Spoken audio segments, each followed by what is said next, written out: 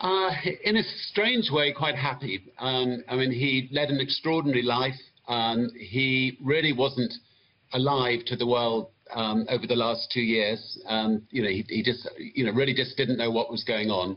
And so I think it was merciful that he's finally died. And he's just left the most incredible legacy. I don't think there's anybody in the last century that has meant more to the world than Nelson Mandela.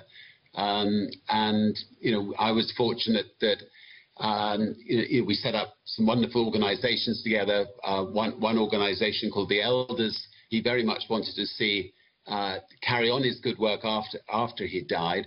The Elders have wonderful people like Kofi Annan, Archbishop Tutu, President Carter, and a group of extraordinary people who can then, in his name, go in and try to resolve conflicts in this world. And they're already doing great work in that area.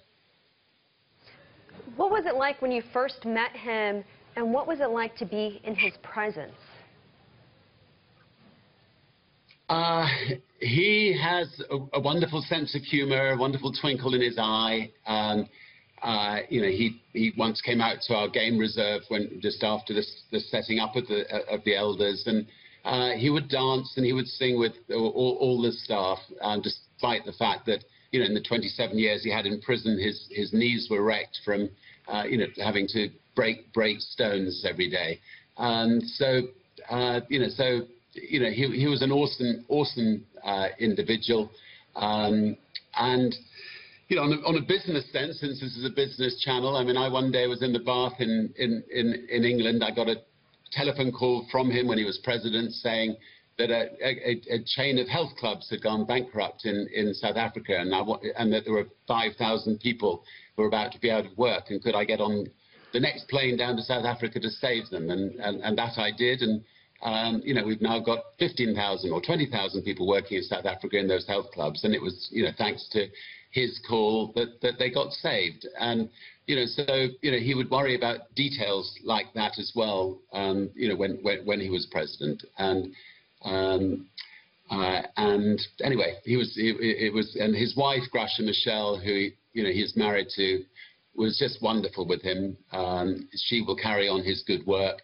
She's bright, she's intelligent, she's an extraordinary woman, and she's spent the last few years looking after him, and now that he's no longer there, she will carry on the baton, and she'll carry on doing great things in this world, and the world will be will be richer having her back able to to carry on his good work.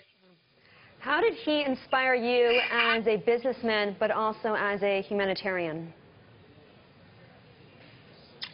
As a humanitarian, he and Archbishop Tutu were extraordinary. I mean, he'd been in prison for 27 years, as had many of his compatriots. The white man had done dreadful things to the black man and the black woman in South Africa, and they decided to forgive and to unite the country rather than to hold people to account, to hang people, to execute people, as a lot of Western countries would have done. They set up the Truth and Reconciliation Courts, and what people had to do was to come and apologize to the relatives of those people that they'd done dreadful things to, and in order to cleanse the past, and it worked. And South That is now a united country, and it's had enormous effect on the rest of Africa as well. And I think that one act avoided a civil war and brought the country together.